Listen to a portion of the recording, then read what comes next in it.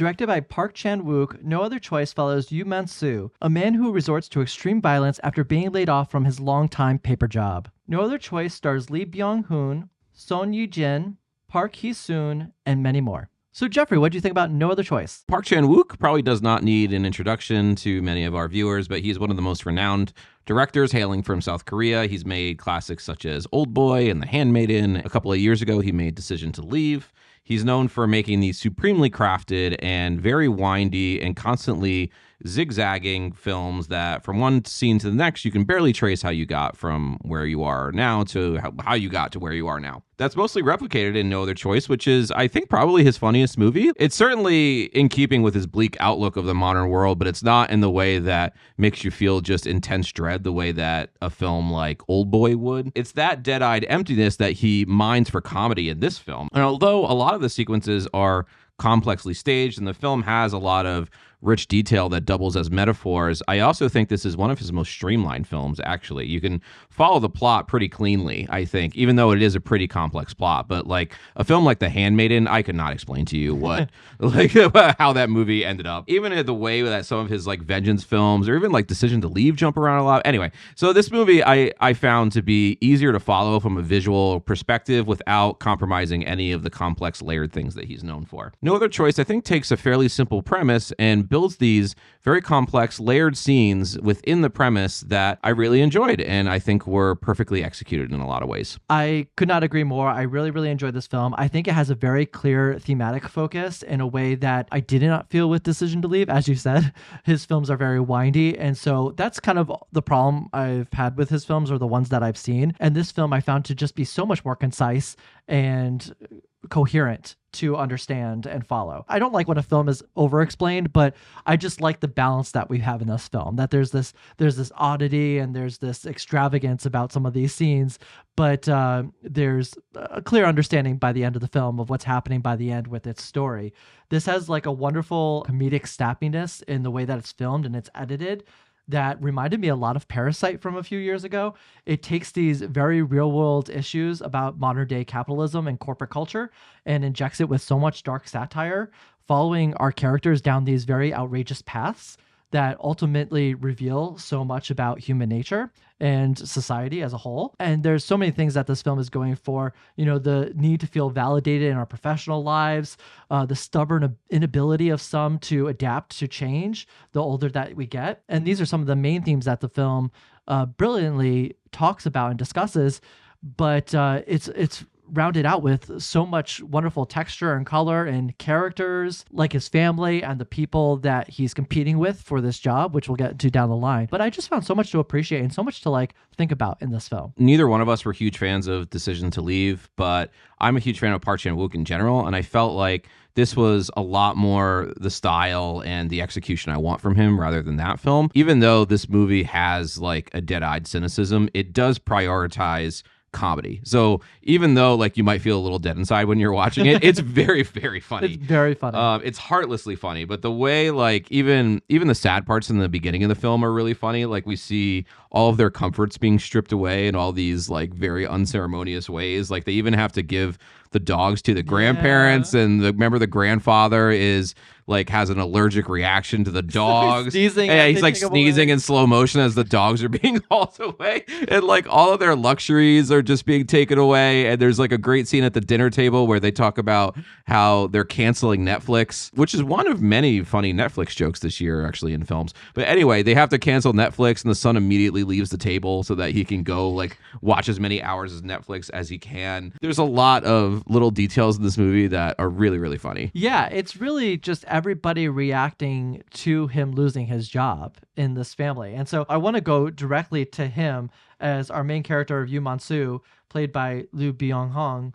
And I apologize if I'm pronouncing his name properly, but he really balances in this film, I think, this certainty with uncertainty, which is very odd to see in a character that he has to play this role where you see the stress of the situation wearing on him, but there is also this very committed nature about him. He applies to maybe all the wrong things in this film. So he's able to come across both very stubborn and committed to his actions, and that commitment grows as the film progresses. It's actually funny you mentioned that because his stubbornness and his commitment, I think, makes the movie even more funny, because a lot of these scenes go beyond just a like ridiculous, outlandish, very surreal and happening of events. None of the murders or like violence that he encounters or that he orchestrates himself goes ways that are like elegant or very well thought out.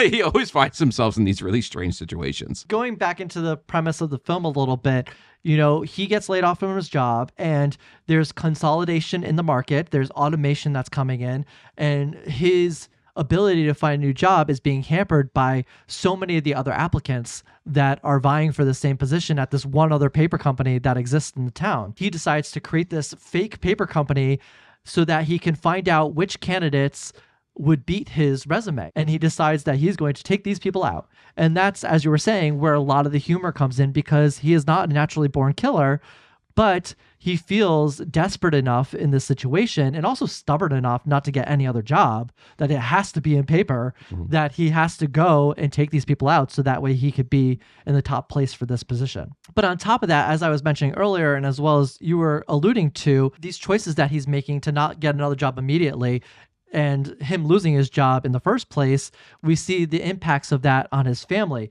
There's his wife, Lee Mi-ri, who kind of takes on this more responsible role. She gets a job as a dental assistant, and she's the one, as you were saying, that really steps in and says, you know, we have to cancel the Netflix, the dogs have to go, we're going to have to sell the house. She's the one that's adapting. So there's this clear distinction between her and Yu Man-seo, who, you know, is really unwilling to do anything here, but just assume that he can keep his life the way it is by getting another paper job. Yeah. But then we also see how this affects the son, because he becomes somewhat desperate and he's not really learning from the lessons of his father. Mind you, he's kind of following in his footsteps, and he decides to steal a bunch of cell phones. And then you have their daughter, who is extremely antisocial, and she goes to her classes practicing her cello. So we don't hear much from her, but we see her just like in moments where she is by herself, like on her cello, or she's really upset over the dog. She was really connected to them. So we just see how this decision that he's made, you know, on top of him losing his job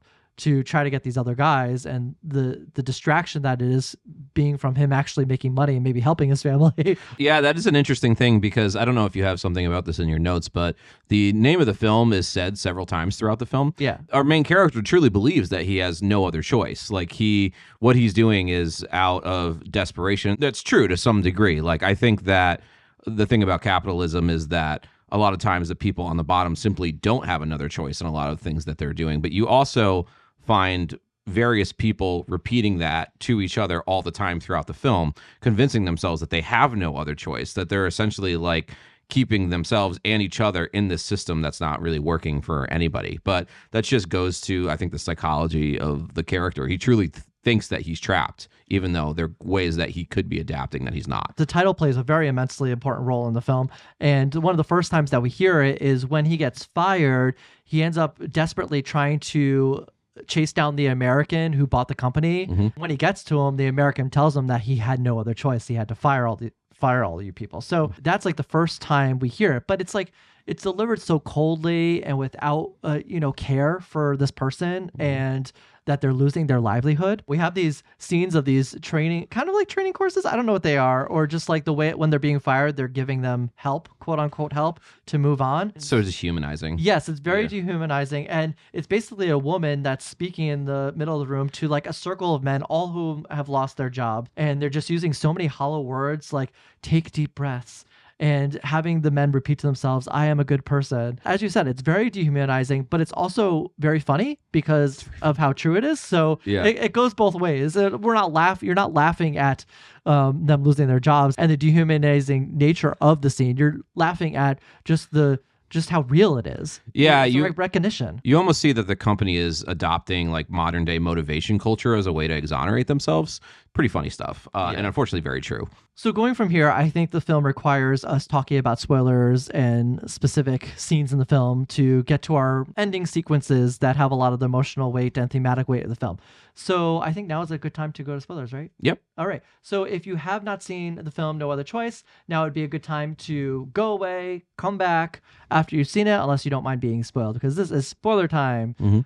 Wheel, Wheel, wheel, wheel, wheel. The first killing is such a great example of how this film builds scenes through details. This first murder that Mansu commits, he spends multiple scenes planning and building up the courage to do this. He first spies on his victims, which layers in a lot of really funny sequences of him following them around in the forest and him falling through the hills, and they end up fighting. And we also learn that the forest is rife with snakes, which ends up incorporating into the sequence in multiple ways as it continues. And when he finally decides to kill his first victim that he's been following through the woods this whole time, it becomes this mess of gloves and the gun on the floor and them shooting at each other and like accidentally shooting one another and wrestling with the gun and it going under the carpet and all this stuff. And the comedy here is dark as hell, but it makes for a very surprising and very funny sequence. But what Park does so well is make you aware of all of these tiny little details in specific scenes that end up being like extremely monumental for where we end up. There's so much humor in him not being like a natural born mercenary, Yeah. trying to actually kill somebody for the first time. The first time it happens, or when he's stalking him, he has that phone call on the phone and he's like trying to avoid like being at his front door at the same time. So he's like hiding in Well, his wife is having an affair. Oh, yeah, too, that's and right. and then he so much going on. he calls him to try to get him away from him finding out that his wife has the affair. Insanity. Yeah. These killings also reveal the nature of the men in which he's killing and just the different ways in which men are grasping with the reality of losing their job. And so he was the first one, and this guy is mainly a drunk. Like, he just drinks and he like falls asleep on his couch or his recliner or whatever he's in. So you see that he's not taking this well at all, and he's basically just a hermit and doesn't take care of himself. In comparison, we have the second victim who has gotten a job at like a shoe store and he's trying to sell shoes, but you know, there's a willingness for him to get another job in the meantime, something to help carry him over as he's looking for a new full-time job. And that's almost like the saddest death of them all. It's definitely the saddest. Yeah, you feel this is the person that works in the shoe shop. Yeah. Yeah, you feel the most for him. He meets them on like the highway or the road where there's nobody around, and it again they bring the humor into it because he like puts his hand it's in in front the of the other trailer, guy's but, into the other guy's face so he doesn't have to see his eyes as he kills him. And then you have the third guy, who is kind of financially okay, it seems. Yeah, and he's making these like hilarious Instagram influencer videos where he's living out in the woods and like cutting up wood and all this nonsense. Yeah, so his death is almost the most humorous of them all. He's the least sympathetic of all three of the murders, I would say. Yeah, and it's at this point that he is kind of evolved to the point where he is more easily capable of doing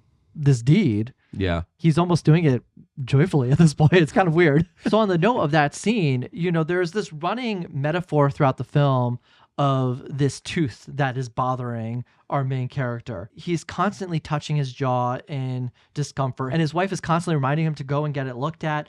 And finally, at this third victim's house, he gets so drunk that he decides to yank the tooth out. But it's the way in which he finally yanks out his tooth, which says so much about his character and his motivations in the film. Just like his inability to change careers and his resorting to the killing of these other people that are standing in his way, so is the same way in which he's treating his tooth. He's treating this pain in an improper fashion. He's going about it the wrong way. His wife is a freaking dental assistant, for crying out loud. He has the availability and the means to get this tooth checked out. But the way in which he finally rids himself of this tooth is by yanking it himself without Novocaine, without a doctor looking at it. It could get infected for all we know.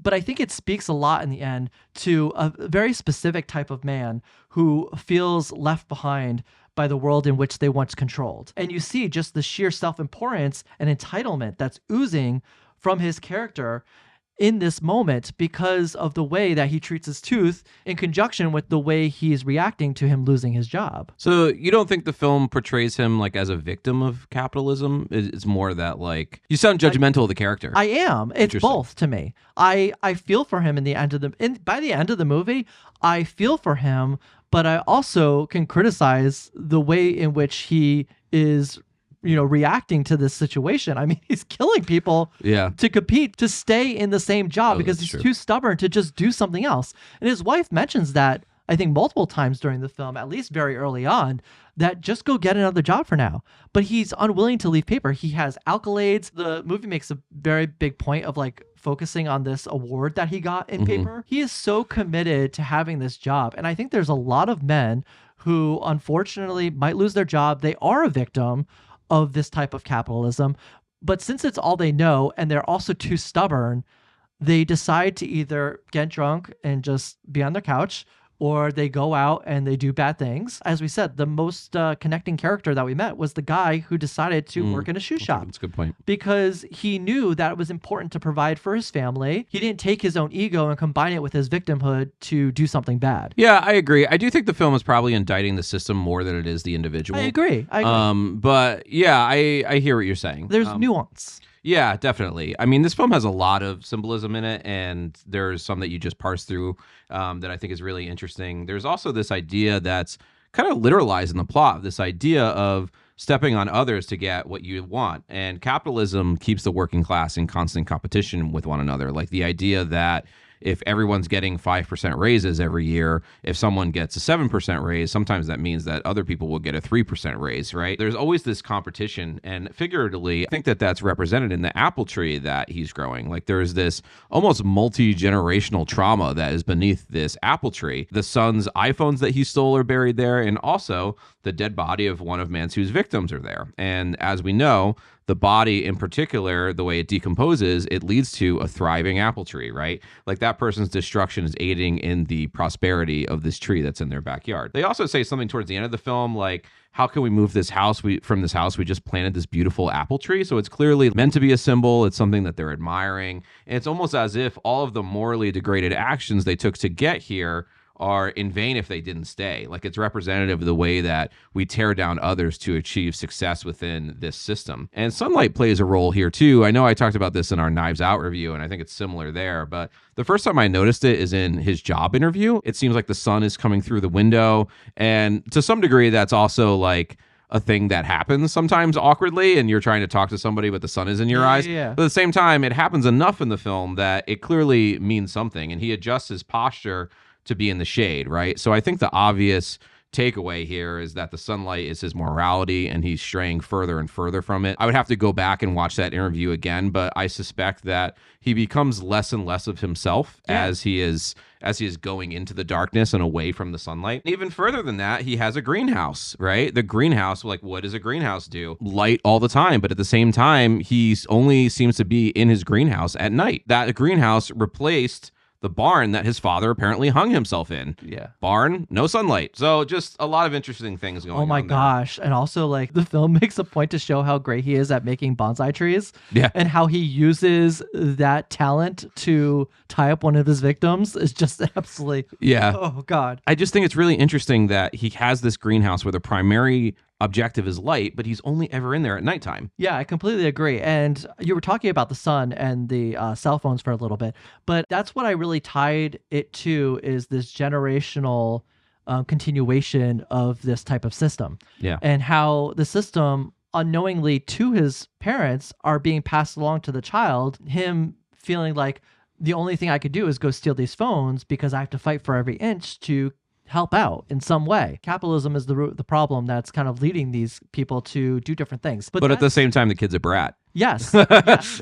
So you're right. This is where the daughter comes in hand. And this is why I love the daughter. Yeah, I haven't figured out the daughter, so I'm interested to hear this. Okay. Especially she has such a pivotal role in the last scene in the movie. Yes. So there's this running storyline of the daughter who is unwilling to play her cello in front of her family. The film is being very ambiguous as to the reasons why she isn't playing in front of her family.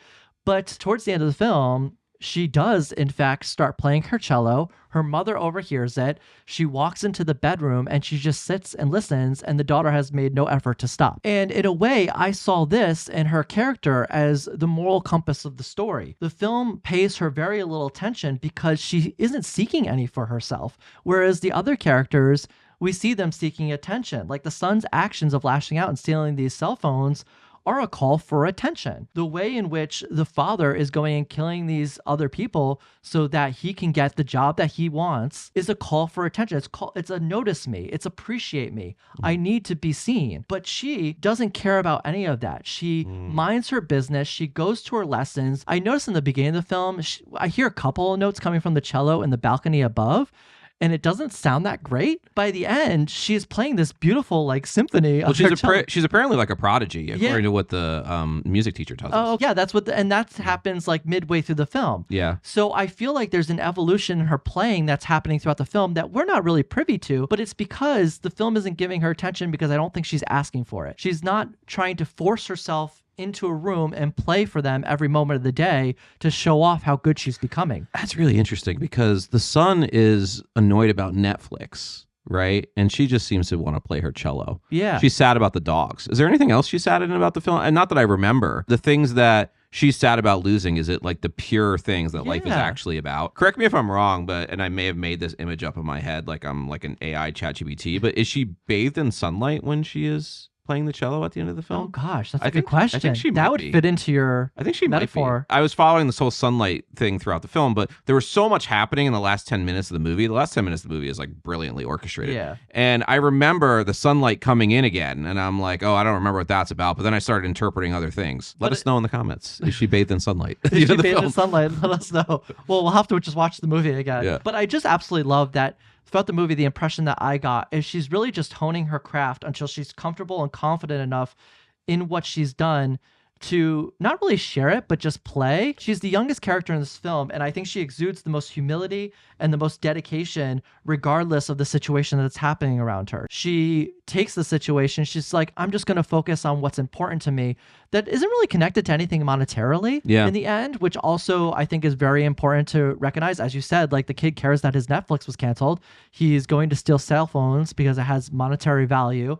The father is not getting another job because it's his high-paying job. He doesn't want to lose his house, his childhood home. So all these things are very physical, monetary things. And she's just focused on something that enriches her life. And I think that's just very important. I think it's very admirable. And it ended up making her one of my favorite characters in the film. That's a very good point. And if you think about, in contrast, what's happening at the same time as she's playing at the end of the film is our main character just coming off of a job interview where he's essentially asked, are you okay with firing every worker that works for us currently? Because basically we're going to install this new AI thing. And he's like, absolutely, as long as you give me the job, let's go. And if you remember at the beginning of the film, he had so much moral fervor. He was like, how dare you fire these men? And look at whether it's his own fault, we want to be judgmental of the character, or we want to say it's an unfortunate, like, necessary evil that you're doing this within the system. He's clearly having a moral compromise here, and he is willing to overlook all of those things and allow the devastation of others for the prosperity of himself. And such is the nature of capitalism. As the director said in the Q&A, like, the system wants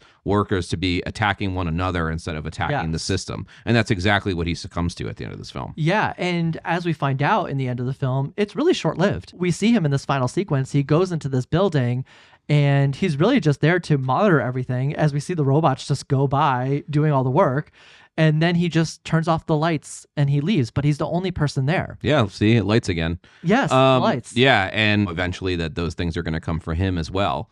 And what's interesting is I think that at the beginning of the film, the film's careful to show us what they do in this factory for paper, the human element of it and how they're developing paper and all that way in the factory. And it shows us those same things from the other angle, showing how AI is actually replacing the human element in a lot of these factories. So another interesting point. That's why I said earlier that there's a bit of nuance, I think, to this character because, and that's one of the reasons I love the film so much, we get to see the nature of his humanity degrade over time based on like a problem, like a root problem. So I like that the film is showing the root problem for what it is, but it's also showing the ways in which we maybe shouldn't deal with these problems. Yeah, I mean, this movie clearly has AI on its mind. Yeah. But I think it's just making an important point of saying like, yes, this is coming for us all and it's going to displace a lot of jobs. And it's like the second revolution in automation, just like, you know, certain things with cars were done just so many years ago that replaced a lot of jobs with robots. And now we have an evolution of those same mechanics that are going to take even more jobs away. What I think is most important is actually making sure that these people have pathways to new careers and something that they do love, which takes effort. It takes responsibility for your employees. So I think it's an important thing to pay attention to because it's just going to be more prevalent in the years to come. So you ready to go to grades? I'm ready to go to grades. I give the film an A. I absolutely love this film. On a personal note, I didn't talk about this in the review, but I really related to this film in a lot of ways, and just the ways in which people I know in my family have adapted to change or bad situations. One of my family members I know has gone through a lot of difficult things in life, but has kind of treated life in the same way that Yoon Man-soo has without all the crazy killing stuff, but feeling of like self-importance or feeling like they're entitled to something. And it's very specific to a certain group of men, I think, in the United States of America, white men in particular. But they had power for so long that they feel so entitled to have everything in life, even after something goes wrong for them personally. And so I've seen these people just feel like, okay, well, this went wrong for me. This went wrong for me. Well, I'm still entitled to that. I'm still entitled to have my house. I'm still entitled to this money, et cetera, et cetera. And then when you offer solutions to these types of people, they're just never good enough because they're too stubborn to adapt to the situation that they're in. And that ends up unfortunately making them flounder even harder in the long run. And then there's people in my life who I really admire because I've seen and learned about their adaptations throughout life, the economy going bad in '08, et cetera, et cetera. And they have made difficult decisions to either get out of business or change businesses or change their livelihood in a way that, you know, have really benefited their life over the long run. And I think that while the film is really dealing with this capitalistic system, what I would call really like unfettered capitalism. It's like modern day capitalism that's really lost a lot of like the rights of workers and just the ability of workers to have decent wages, especially in low paying jobs, which used to help a family survive in difficult times. I don't remember which politician it was, but they would talk about how like their father had like a heart attack or something. Like the mom went to work at like a McDonald's or Target or something like that. That helped sustain the family. Like the money from that job was enough. And nowadays the money from that job is not enough. Just really loved everything that this film is discussing, and I really related to it. And I just love this very colorful film. But it's witty, it's funny, it's sad, it's real, it's like it has a lot of depth to it. There's a lot to chew on in this film. I really enjoyed it. I'm gonna give it a B plus actually, which I think it's okay. I think it's very, very, very good. I didn't talk about this in the review, but I think it's about like 15 to 20 minutes too long. It maybe could have eliminated one of the murders or maybe got to the murdering faster. And I know that Park Chan-wook has all of these details in his brain, and again, he's building like extraordinary scene after extraordinary scene. They're so intricate and detailed the way that he builds them. You almost don't want to delete them. But at the same time, I did kind of feel the check the watch thing, I would say, about the 2-hour mark. I do think that even though the film is like really densely orchestrated and it's full of all of these fine details, I do think that there is a way it could have been a bit more streamlined or maybe a bit more punchy and pointed and to the point. I really don't have much bad to say about this film. I think it's really, really good. And it's actually one of the funniest movies of the year. But it's almost a movie that is like so intelligently orchestrated that it feels like a one-trick pony sometimes. All right, and that's it for our review of No Other Choice. No Other Choice is coming out Christmas Day, so be sure to go check it out. If you've seen this film, let us know in the comments, what did you think about No Other Choice? As always, thank you guys for watching, and we'll see you next time.